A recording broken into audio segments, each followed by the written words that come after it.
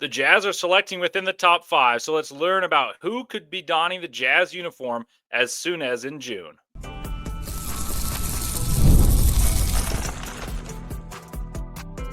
You are Locked On Jazz, your daily podcast on the Utah Jazz. Part of the Locked On Podcast Network, your team every day. Hello and welcome into Locked On Jazz. My name is Leif Thulin. I'm excited and honored to have the opportunity to fill in for David Locke on Locked On Jazz. As many of you guys know by now, I'm a lifelong Jazz fan, credentialed NBA draft analyst for Locked On NBA Big Board, attendee of the 2023 and 2024 NBA Combine, Jazz broadcast assistant statistician the past 4 seasons. I can't believe that those have flown by so fast. And then I'm also a lover of college hoops, so don't expect all the geeky numbers of usual that you're accustomed to be gone, but I'll bring a unique perspective as a diehard college hoops fan, so I'm very familiar with the guys we'll talk about today, NBA draft analyst and Jazz employee, and most importantly, a devoted diehard Jazz fan to make you as knowledgeable as possible about your beloved Utah Jazz. Thanks to all of you for making Locked On Jazz your first listen each and every day, and remember, Locked On Jazz is free and available on all platforms, including on YouTube, on Locked On Jazz, where the best way to help us grow is to comment anything below. And today's question is, how good of a player will the Jazz need to select for you to be happy with the pick after a year? Like, what are the stats? What are the parameters that'll make you happy with the pick? By the way, your favorite podcast now has a newsletter introducing Locked On Jazz Daily Newsletter, a one-stop shop for ultimate team and league coverage delivered right to your inbox. Sign up for free at LockedOnDaily.com. That's LockedOnDaily.com, and start your day with the all-new free Locked On Jazz newsletter. I'm a subscriber to that. I read that every morning, especially when I'm making my stat packets for the game. It's going to feel weird not doing it anymore as we're into the offseason. So let's dive right in. Today on the first segment, we're going to break down the game of Cooper Flagg, the guy that we think is going to go number 1 and we hope to get, and that makes me very excited about Cooper Flagg, and I'll tell you what the most important trait about Cooper Flagg is, and I don't think that many are talking about it. In the second segment, I'll go through the 2 Rutgers guys and why both scream all-star potential, but do have some scares to them. And in the final segment, I'll talk about 3 guys who are in the mix at 4 and 5, so that rounds out the places that the Jazz could select. And if there's time, I'll touch on the possibility of if the Jazz trade up with the 21st pick and players that are available at 21. So first and foremost, Cooper Flagg's 18. And in my opinion, he was the best player in the country in a landscape of college basketball. It's mostly conducive to older players. Like Janai Broome was an older player and he dominated physically. But Cooper Flagg was not only the best player in the country, he was also the most enticing prospect, and those are not always the same. Anthony Edwards was the best prospect, and his team didn't make the tournament. Ben Simmons, same idea. Markelle Fultz. Cooper Flagg did so on a team that made the Final Four and likely should have won it. We could get into that. But let's go through what Cooper Flagg does. For context, only AD, Zion, and KD have won the Player of the Year as a freshman, and Cooper Flagg has now done so. So he is the real deal. He averaged 19 boards, 8 rebounds, 4 assists on 48% from the field, 39% from 3, 1.4 blocks, 1.4 steals in 31 minutes per game. That's really, really good as just sheer production, but it's even better when you contextualize it. Flagg, and here's some context that doesn't even have to do with the Duke thing. Flagg was knocked coming into the year for his lack of natural, innate scoring ability, touch, stuff like that. And he's largely dispelled those notions. And he's done so with his sheer productivity. Like I mentioned, those stats speak for themselves. And yeah, he's really productive. But it's not been spoken about enough, because what you hear is, oh, his shot, it's gotten better. But like, he's a really good shooter. He's dispelled those notions. And he shot over 80% from the line and over 35% from 3, which were kind of the, if he hits these, then he's good. Well, he's actually exceeded those by both 4%. He shot 84% from the free throw line and 39% from 3. So he's really improved, because he was considered to be like a 75% from the line guy and a 30% from 3 guy. He's blown those expectations out of the water. Now let's talk about the pros aside from numbers, and it starts with his ability to process the game. This is the part I want to talk about the most, and I don't think unless you watch a ton of Duke basketball, you truly understand how quickly he is able to incorporate the new information and make the right decision each and every time. I've referenced this before, both on Locked On NBA Big Board, on college basketball, and Locked On Jazz, I think in one episode. My friend who's a diehard Duke fan, he told me a joke, kind of as an aside. He said, it looks like he's been coached by Greg Popovich since the age of 9. He said this facetiously, But I knew in the way he's delivered it that he really meant it, because he's seen all the great one and dones, the Zion, the Jason Tatums, all these guys that have come out at similar positions, and he's never been so, oh my goodness, this guy's getting better and better and better, and he's making all the right plays. There's no learning curve. Like there has the learning curve is so sharp that while he's learning, you didn't realize that there was mistakes being made because he was making the right plays so often. He said that in December, and he was right. So I've got another one. I mentioned that as an anecdote of my friend, but here's a guy you may have heard of, Brian Scalabrine. I actually met Brian Scalabrine this year when covering the Jazz and Celtics game, and I asked him about Cooper Flagg really briefly, but this was from a video I saw him talking about Cooper Flagg in. And he says, what makes really good players or good players really good or really good players great is how smart they are. So think about that. He's talking about the guys who jump levels is based on their intelligence. And he said many good players and many very good players work hard for 6 months to incorporate new concepts, moves, schemes. And for Cooper, whom he compared to a computer, Flagg processes everything and has this new stuff mastered by the next session, as opposed to the 6 months he saw professionals have to do to incorporate. And they have all this help, all these daily routines and coaching that tells them, like, this is how you read this defense. Cooper Flagg's like a supercomputer. He tenaciously approaches his work, and he masters the stuff he works on one day the very next day. He's 18 years old, absolutely tenacious, gets better at everything. We talked about shooting, but, like, you can work on shooting, but you can have confidence issues. You can be guarded very well, especially if you're the number one option on the scouting report. No, he got better at that. He got better at passing, got better at rebounding, and he was an excellent defender. Speaking of defense, I mentioned with reverence every time how much I love Gordy Chiesa, a former coach for the Jazz under Jerry Sloan. He goes to the games, and he compared him to Andre Kirilenko at the defensive end and said he might even have more growth on that side of the ball. And that doesn't even begin to talk about offense. Then there's James Barlow, whom I greatly respect as an evaluator. And he lofted the idea early in the season that he reminds him of a Kawhi Leonard. And his game isn't super flashy, but he's a monster on both ends. I didn't mind that. To reiterate how good he is and tell you how great and rarefied air he is approaching, is the idea was he doesn't necessarily score that well. He's a defensive guy. And Cooper Flagg then set a freshman record for scoring over 40 points. And he scored more than J.J. Redick, who did so as a junior. He scored the most points since J.J. Redick at Duke. And need I remind you, they had Zion. They had multiple National Player of the Year contenders, all these guys. He did that in a game going 11 of 14. 14 shots to score 42.6 boards, 7 assists. That's crazy. That's absolutely insane. So now I've got a comparison for you guys that I'm going to loft out there. And I've floated out there not as a one-to-one comparison, but this is the role I foresee him taking once he's in the NBA. And I'll lead into that, but I want to bring out one little thing. I watched probably 25 Duke games. They probably played 39, 40 games. I watched 25 full Duke games, if not more.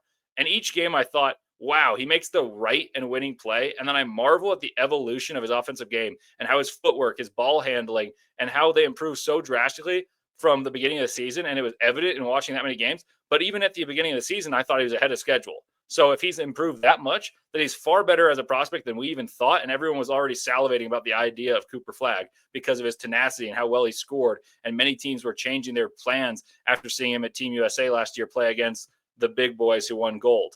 He also is the best defender in a Final Four game that featured probably the best defender in college basketball in JoJo Tugler. Like, that's pretty crazy. So without further ado, my comparison in the NBA for Cooper Flagg is Jason Tatum. It's what Tatum's been for the past 4 years, not necessarily the prospect that he was coming out of Duke, not necessarily the one-to-one about how they go about their scoring, how they go about their defense, but it's the model of consistency at the highest end that Jason Tatum has become. He's become a routinely placed first-team all-NBA guy. He guards 1 through 5 and effectively is the initiator on offense. Yes, they have Drew Holiday. They have Derik White. I'm fully aware. You're not telling me anything I don't know. But the guy who truly creates the advantages and leads to 4-on-3s and 5-on-4s is Jason Tatum, who uses his size to create offense for others and guards centers at the start of actions on the defensive end in order to be able to be switched onto guards. And he wins those duels on the defensive end and certainly on the offensive end, scoring in the upper 20s, grabbing about 8 rebounds per game. And he's become a very good passer. Now, you may say, okay, they play a little differently. I see your pitch. But Cooper, if you're really going into like how they came out of Duke, yeah, I was 16 years old when Jason Tatum was at Duke. But Cooper's a better passer already than Tatum probably is in the NBA, and he was certainly a far better passer at Duke. But even compared to the Duke days, he was probably a less polished scorer than Tatum, but his growth curve actually had him shoot better, even being less physically developed. Tatum had these huge, broad shoulders and used his body, and I'd always be frustrated, be like, "Man, what are you doing, Tatum? Go to the rim." But he was making shots he could make, but he took too many of them, so it was a bit of a frustration. I said the same about Ben Caro at times, but both of those guys I had number one. I'm far more bullish about Cooper's ability than those guys, and both of those guys I had number one, and they've both been pretty good. So though Cooper wasn't as physically developed because he was younger, I'm bullish about Cooper's ability to score 25 points per game for years to come in the NBA fairly quickly, actually. I don't think it'll take him that long. And he also has those unteachable traits about the tenacity defensively. He tries so hard. He gets the loose balls. He rebounds. In big games while he was 17 years old, before he turned 18, he played 4 marquee games and he averaged 26 and 12. Like, that dude has it. If you can define it, Cooper Flagg's got it. I see Cooper Flagg as a slightly stylistically different version of Jason Tatum. And despite not winning an MVP, Jason Tatum, like I said, has been a model of high-end consistency, first-team performer. And Cooper, to me, is ahead of him right now. And that doesn't mean he's going to be the better NBA player, but I think his ceiling is higher than Jason Tatum's, and he's got a better chance of being the best player in the world at some point than Jason Tatum does. Because he's more able to put pressure on the rim. That's always been the flaw that I've pointed to for Jason Tatum, not being able to put the same amount of pressure on the rim as some of his players that are in that upper echelon. But that's my comparison.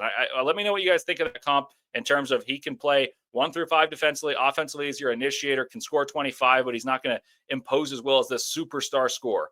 To sum up how good Cooper is, I think you're looking at the best prospect, not including Victor Wembanyama, since Anthony Davis. And for what it's worth, I believed more in Anthony Davis because of health than I did Zion. But I think Cooper Flagg, even Duke people think, has a better chance than Zion did. And even at the peak of Zion mania, there are people saying he could be the next LeBron. But they've seen Cooper Flagg and believe more in the day-to-day action of what Cooper does and how much he's improved, as opposed to relying on just unbelievable athleticism like Zion did. And that's not a shot at Zion, but that's how special I believe Cooper Flagg is.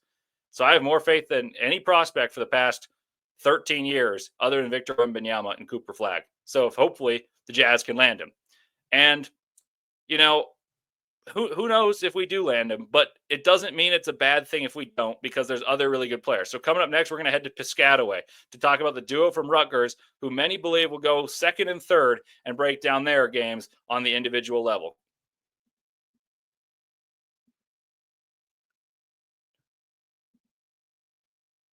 Spring is here and life is busier than ever. Between work, family, and everything in between, who has time for grocery shopping and meal prep? That's why I use Hungry Root. It makes eating healthy, delicious meals simple and stress-free. Hungry Root is like having your own personal shopper and nutritionist wrapped into one. They take care of grocery shopping, meal planning, offering personalized recommendations based on your tastes and health goals. For me personally, I love how Hungry Root tailors my orders to based on what I like. And then if I give them feedback, they also know what I didn't like. And it gets smarter every time, personalizes it. And I'm a picky eater, so that's really important to me.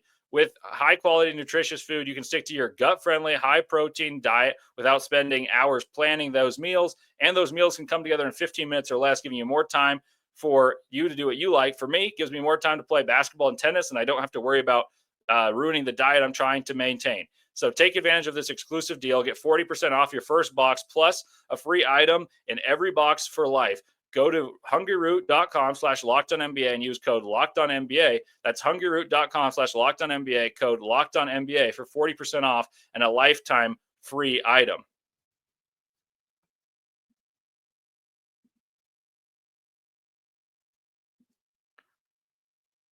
And I also want to tell you guys about Murdoch Hyundai. Those guys have been fantastic. I've driven their cars for a long time.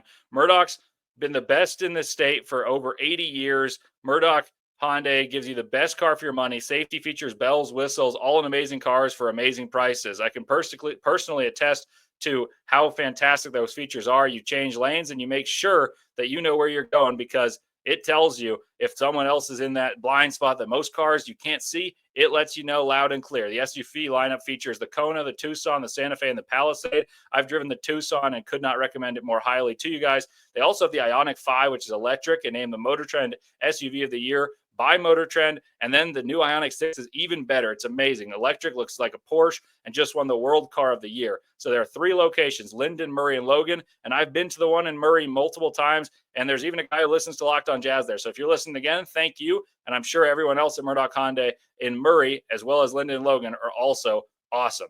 So check out Murdoch Hyundai. All righty, welcome back to Locked On Jazz. I'm Leif Thulin. And all season, honestly, even prior to the season, we were told it's mandatory to be in contention for the top picks. And it's not just Cooper Flagg, much like it was just Wembanyama as the slam dunk. You didn't know about Scoot. You didn't know about Brandon Miller. So who are the guys that should offer the proof in the pudding? That's the 2 from Rutgers.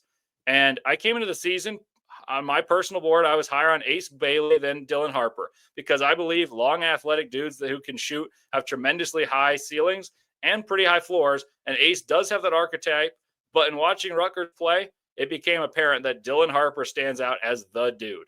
And it was number 2 on my board as soon as I saw them play in collegiate basketball, and that has not wavered. Harper, and I'm going to give you a little Spark Notes version right here. 6'6", 220 pounds, averaged 19.4 points per game, 4.6 rebounds, 4 assists, 48% from the field, 33 from 3, shooting about 6 free throws per game, which paint touch is a big deal. And he shoots those free throws at 75%. So let's go through his game, and I'll give you a comparison. It's not a one-to-one, but I think it gives you an idea of how good he could become. Harper has a slow and steady game, I'd say is comparable to Cade Cunningham in the sense he doesn't fly by you, but he's consistently putting pressure on the rim, and he gets by you whenever he wants. And it doesn't necessarily make sense. He's not De'Aaron Fox, and he's not Luka Doncic. He's somewhere in between in terms of pace, but he finds himself at the rim often, and he's a fantastic rim finisher. I have a stat for you in a moment. Despite his team being badly outmanned in many of the marquee games, Harper thrived against the best teams. He scored 37 against Alabama, diced up the Crimson Tide, who made the Elite Eight, scored 28 on Illinois. He also had multiple other 30 pieces, and that was without much help and much spacing from his team, aside from Ace Bailey.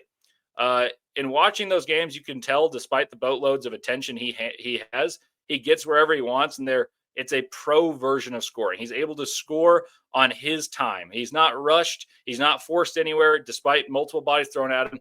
But at his core, Harper is a rim attacker who scores at a very, very high level. And I read an excerpt off a scouting report from a while ago. It says getting to the rim is the hallmark of Harper's game. It also helps be able to finish in the paint.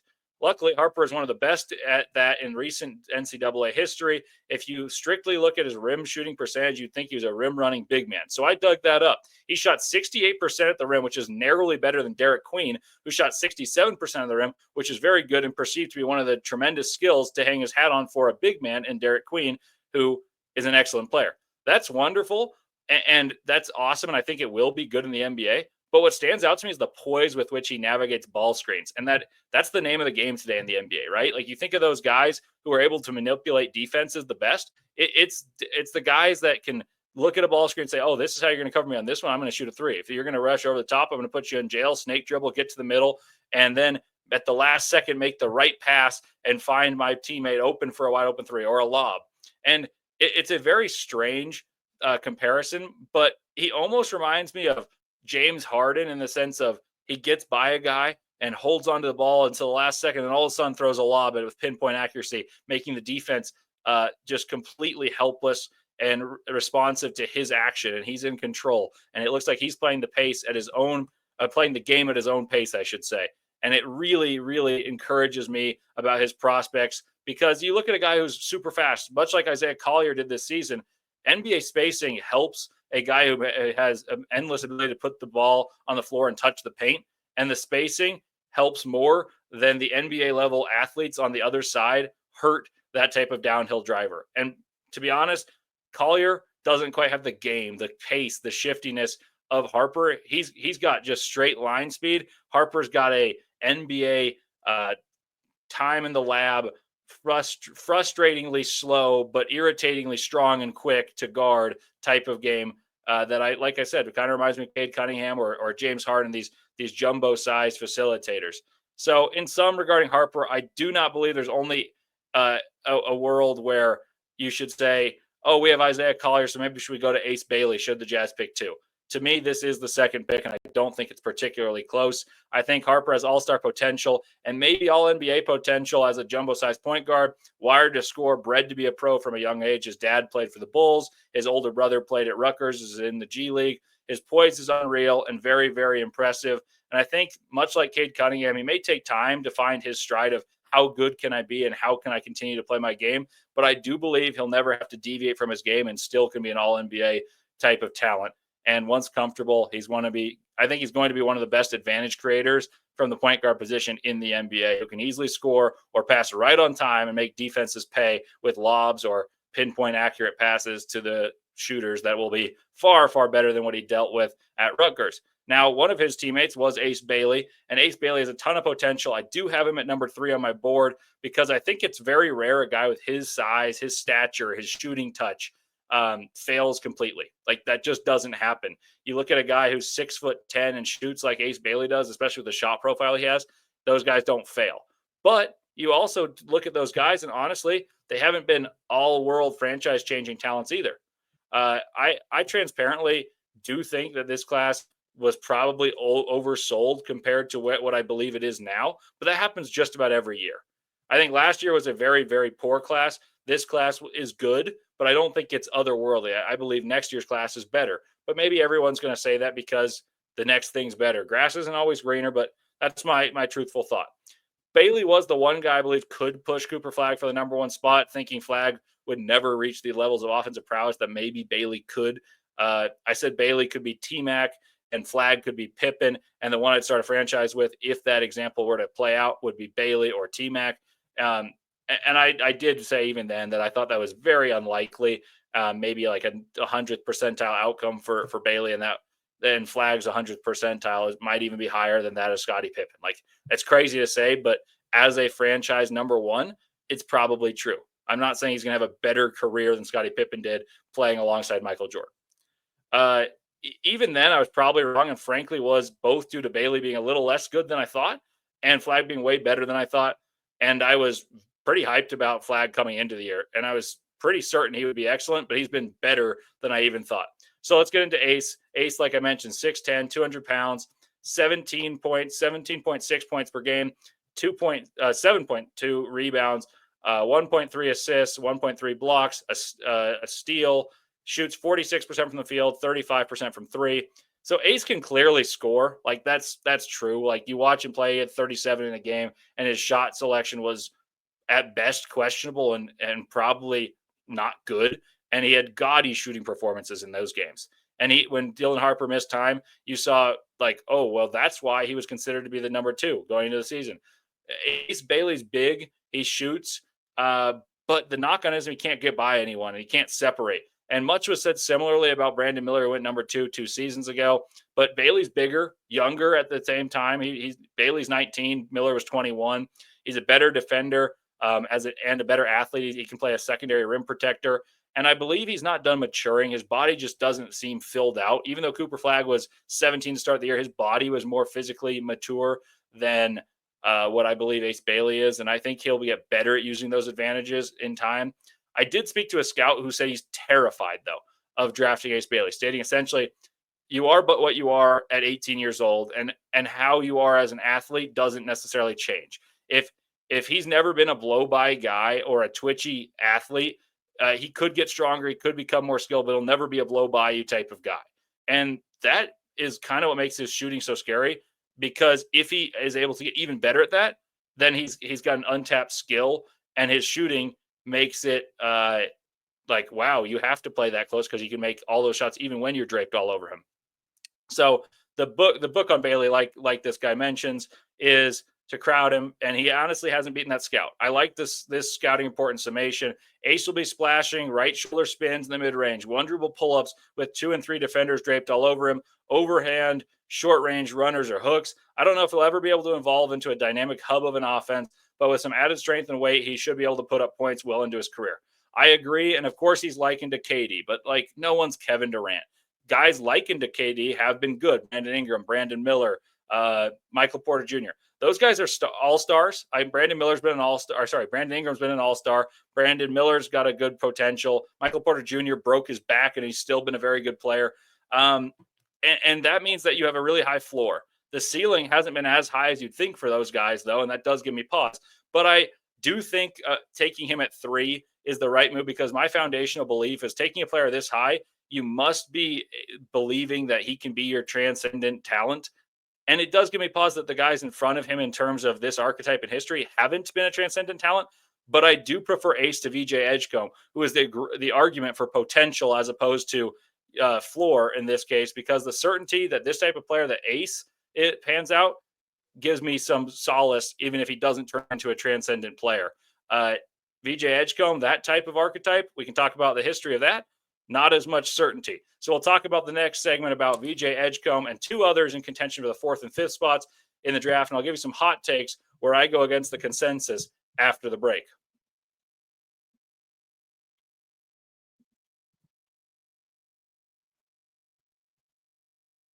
If you're running a business, you know that every missed call is money left on the table. Think about it. When was the last time you had a phone service emergency? If the person didn't answer, did you wait? Probably not.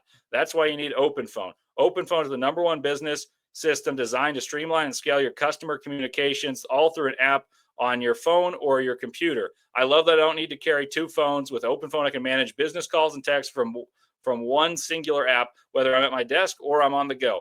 My favorite feature, the shared inbox. Your team can jump into any conversation without missing a beat. The AI call transcripts and summaries save you time on follow-up, so you know what you're talking about, and ensures you never lose track of customer interaction. Open Phone is offering listeners 20% off for your first 6 months at openphone.com/lockedonnba. That's openphone.com/lockedonnba. openphone.com/lockedonnba. And if you're switching from another service, Open Phone will even port your already existing numbers over at no extra charge. Open Phone, no missed calls, no missed customer.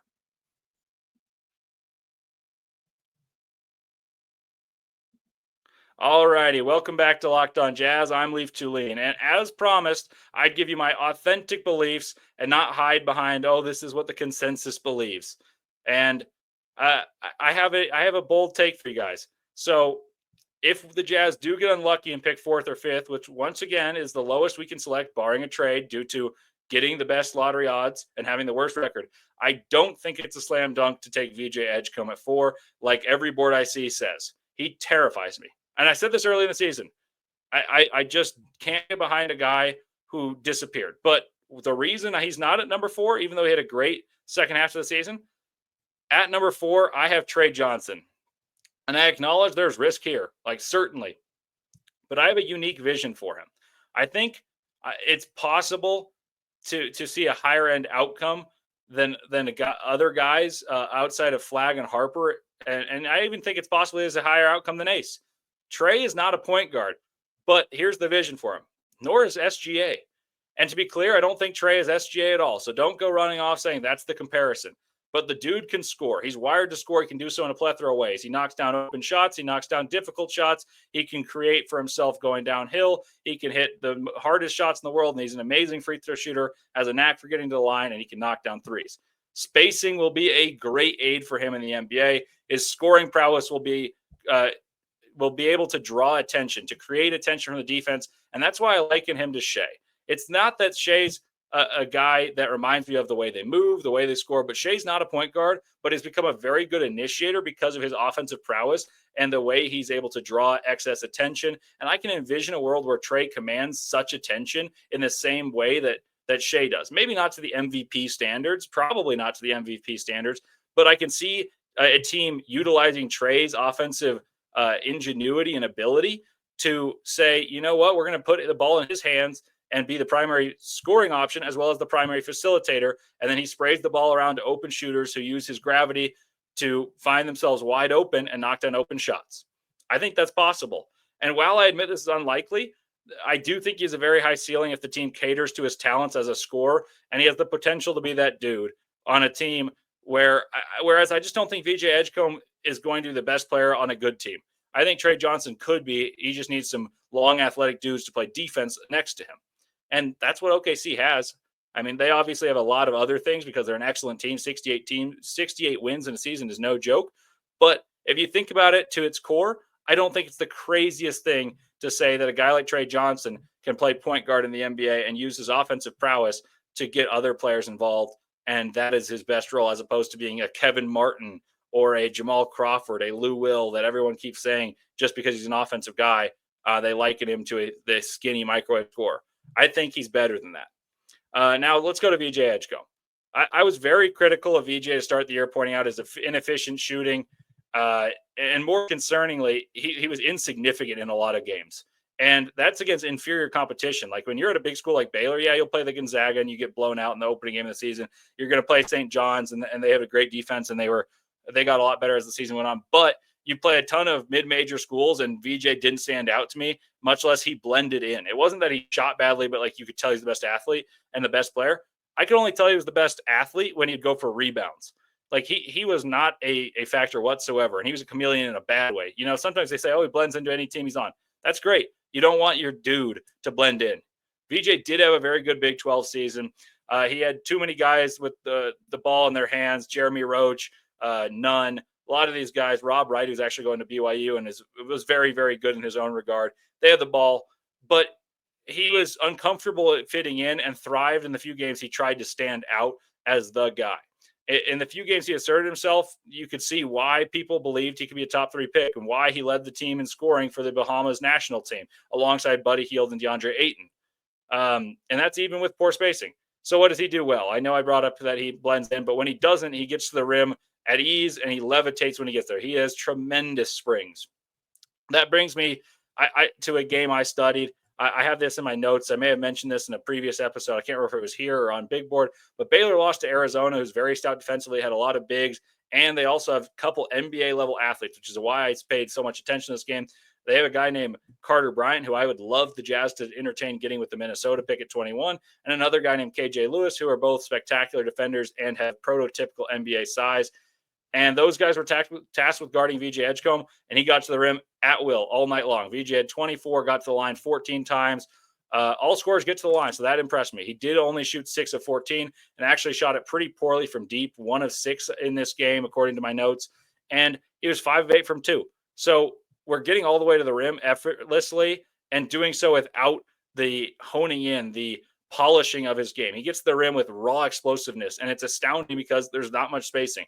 I'll offer 2 perspectives, though. If he can do that all athletically, why does he not separate? Why does he not get other shots and demonstrate that capacity that would make him a can't miss? This is our guy, our franchise-changing talent.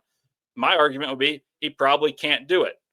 And another guy that I really respect, Tony Jones, responded. He writes for The Athletic, if you don't know, but I'm sure you guys do as diehard Jazz fans. I told Tony, I think he kind of just launches himself at the rim and draws fouls, which is good, but I haven't seen him do much else in terms of getting a non-transition basket, in terms of creating for himself.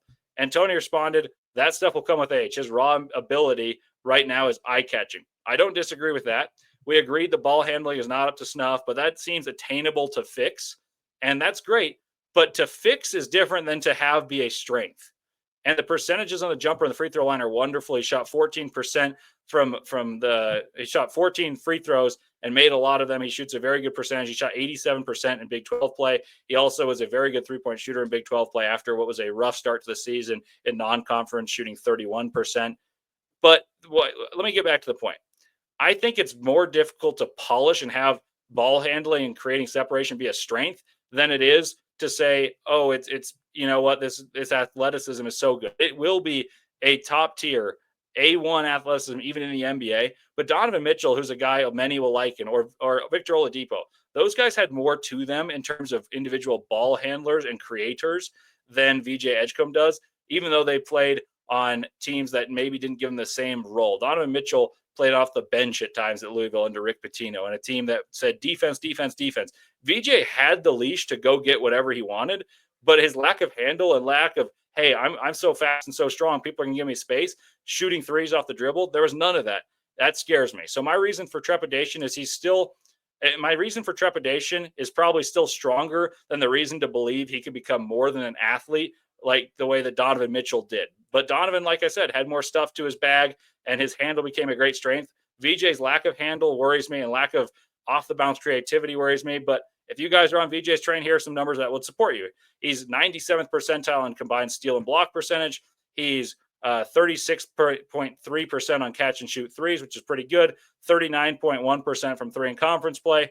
I will say, here's a weird one. He's so explosive going to the rim, but he's only 54% at the rim and 45% on layups, as opposed to Dylan Harper shooting 68%.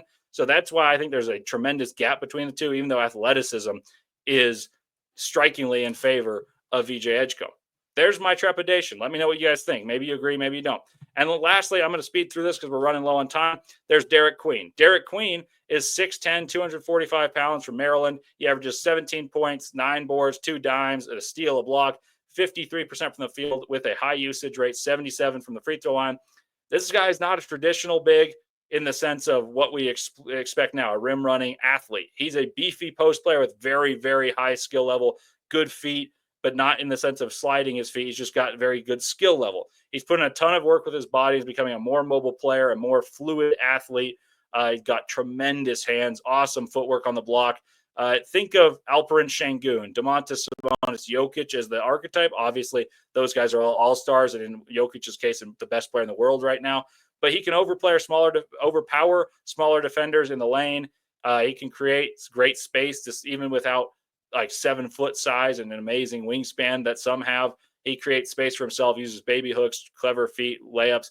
I actually believe in his shooting down the road. He plays with energy and intensity at times.